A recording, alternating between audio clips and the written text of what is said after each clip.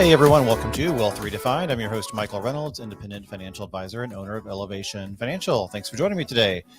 Going to be a quick episode today, kind of a micro quick tip episode today. We're going to talk about 5 simple money systems that can dramatically or significantly increase your financial wellness. So these are habits or systems that I've used for many, many years, and I find that they help others really well. Also, they help others, people I work with, people I've just kind of talked to and give suggestions to.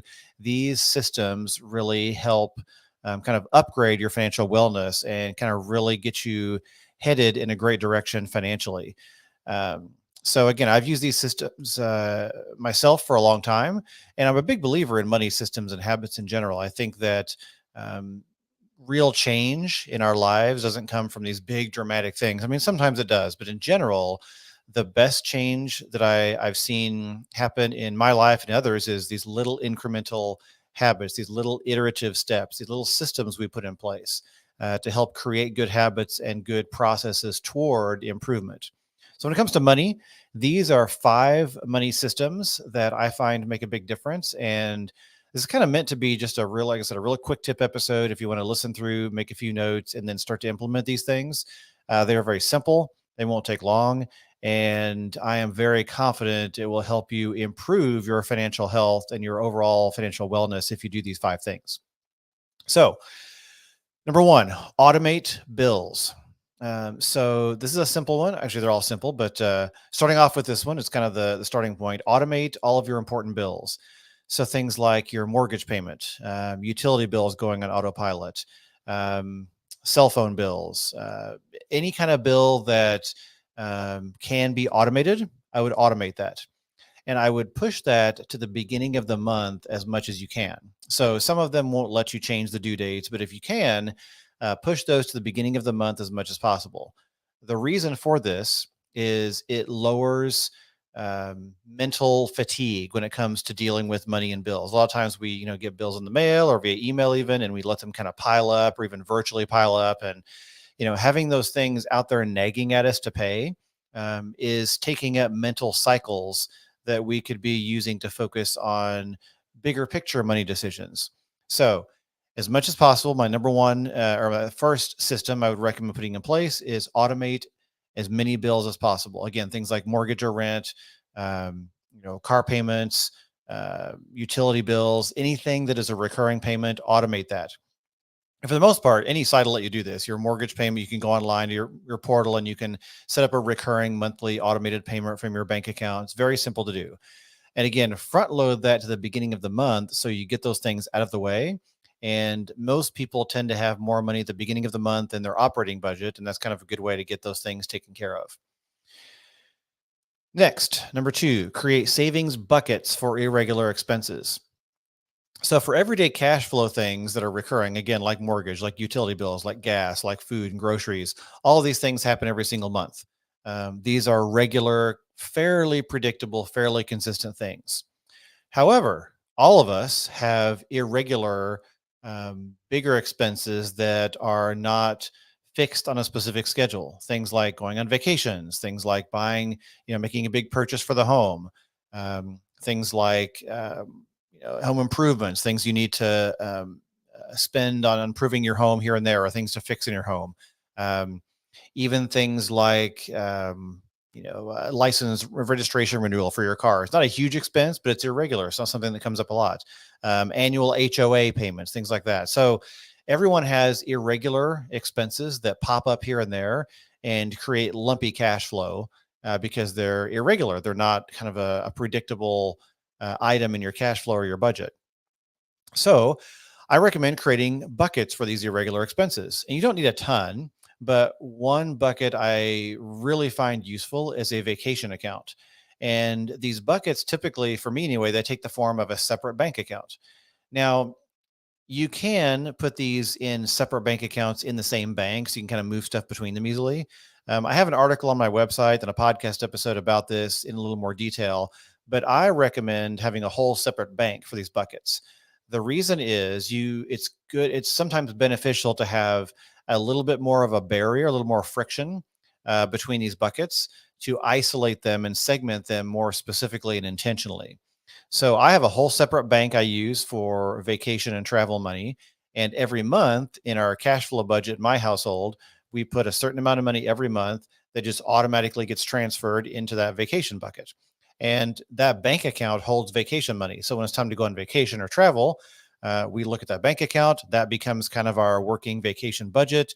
We use the debit card attached to that account when we travel, and that's where vacation money comes out of.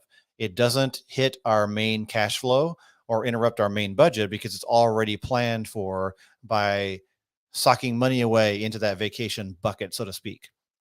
Same thing with big purchases. I have a short-term savings bucket, which is a whole separate bank account. This can, for me, I like combining my emergency fund and my short-term savings into one bucket because ultimately it's kind of ends up being the same money. But you want to make sure you have kind of a minimum level you keep in there as your emergency fund. Everything on top of that would be considered things for big purchases. Things like buying a new appliance, buying stuff for your home, a big purchase that is irregular and comes along every once in a while. Also, if you're self-employed, if you're a business owner, often you will be required to make estimated quarterly tax payments. I have a whole separate bank account that I put money in just for tax payments. So when tax time rolls around or it's time for quarterly estimated tax payments, I take the money out of there. And I am, again, allocating money in my budget on a monthly basis to direct into those buckets. And then I'm using those buckets to pay for irregular expenses as they come up. So it really helps level out your cash flow, and it's going to create better cash flow habits and more predictability, which is going to help you really maintain and manage your cash flow much better. Leslie's popping in via Facebook Live here. Leslie says, "Love my vacation account. I threw it in an auto transferring account that throws me into an index fund. So big vacay if the market recovers." Awesome. Great, great idea, Leslie. I love it. So it's a good point. You can use these buckets, you can invest these buckets in different ways. You can just use cash, which is typically what I do. If you're okay taking a little more risk, then you can invest some of these buckets. Vacation buckets is probably a good candidate for taking some risk because it's not a must have. If the market's down, maybe you just don't go on vacation right now, or maybe you take a lower cost vacation. When the market's up, you've gained some, but it's not a mission critical thing. It's something you can kind of go with the flow on. I would not invest my tax account. I would not invest my short-term savings. I would keep those in cash, for example. Next, automate saving and investing. This is a great segue from the previous point here. Automate saving and investing as much as possible. So it's very beneficial often to set up recurring transfers, just like you do your bill pay, but for things like auto saving and auto investing. So in the buckets we talked about, again, every month, it can be very beneficial to have a monthly amount automatically going into your vacation account and going into your short-term savings. And of course, going into your tax account based on the amount you're going to need for quarterly estimates based on tax planning. If you automate these things, they just become a habit and they just come out of your cash flow every month without you having to do anything. And you kind of just get used to it and develop habits of managing your cash flow around these things. Same with your Roth IRA contributions or your investment account contributions. Putting these on autopilot does a couple of things that are useful. One is, again, it helps you manage cash flow, develop habits. You just get used to it coming out and you adapt to it. Also, you are dollar cost averaging. Technically, it's not dollar cost averaging, but for all practical purposes, people think of it this way. So I'm going to say it. You're dollar cost averaging into the market, and you're buying fewer shares at a higher price. You're buying more shares at a lower price, and you're often able to get a lower average share price, which gives you a little bit better performance if you're contributing or transferring on a recurring basis and investing every month on a recurring basis. So automating those things will help you to, again, develop these habits and adapt around the cash flow process that is automated here. Number 4, set a reminder for scheduled review of your cash flow. Now, this is not a purely automated thing, but I believe automation can come from prompts as well. So the automation here comes from something popping up and telling you to take an action. In this case, the action is to take a look at your cash flow. Now, this is going to be different for everybody. For me, it means look at my budget app, which is in my case called You Need a Budget, or YNAB for short. Now, I look at it more often than once a week because I'm kind of nuts about this, but once a week is reasonable. Take a look at your cash flow, make some adjustments, see what's going on. Now, let's say you're not running a budget at all. Let's say you're just kind of going with the flow. It's still useful to open up your bank account, take a look at what's coming out, take a look at your balance, just be aware. There is often there's something magical about simply paying attention. That's the most basic, simplest thing that actually, in my opinion, makes a huge impact. So many people, they just sort of don't pay attention to their money because they're afraid or concerned or stressed or whatever reason, and that leads to ongoing and continued lack of visibility into what's really happening, and can really dig financial holes down the road. So if you simply take a weekly 5 to 10 minutes, go through your banking transactions, take a look at them, open up your account, just look at your balance, look at what's happening. That's all you have to do. And that by itself, I can predict will give you greater clarity and greater intention behind your money simply because you're paying attention. I'm not saying you have to budget. I mean, I love budgeting, but I'm not saying you have to even go full fledged budgeting right now. I'm saying just start paying attention. Just start looking at your cash flow. 5, and last, set a reminder to review and possibly increase your investing. I recommend doing this quarterly. It can be done in different schedules, but I find quarterly is a good timing for this. This is another prompt.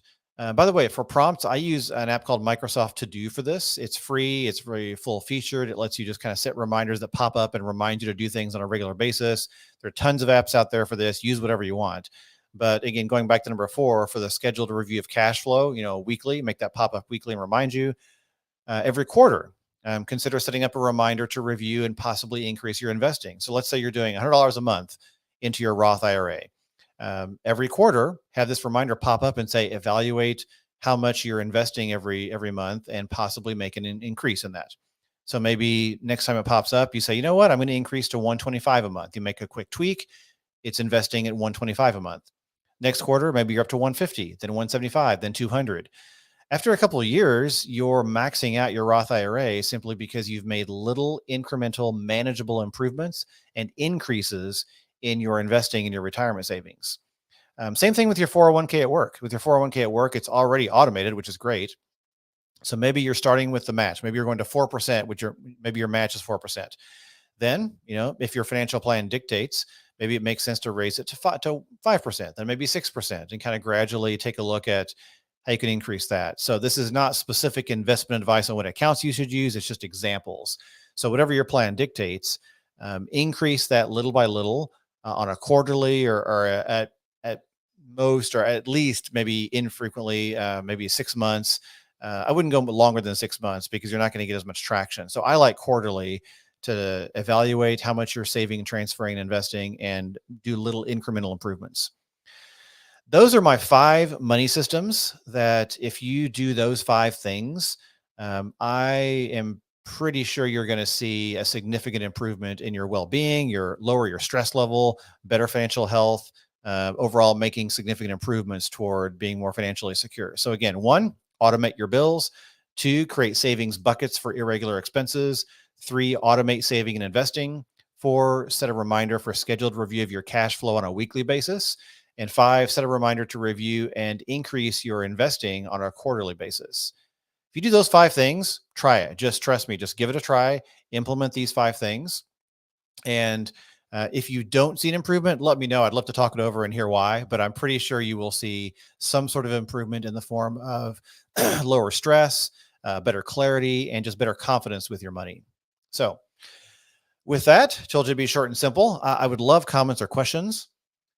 As always, feel free to reach out. My website is elevationfinancial.com. You can always book a complimentary money session using that friendly button on my website, or email me at podcast@elevationfinancial.com, and I'm always happy to chat.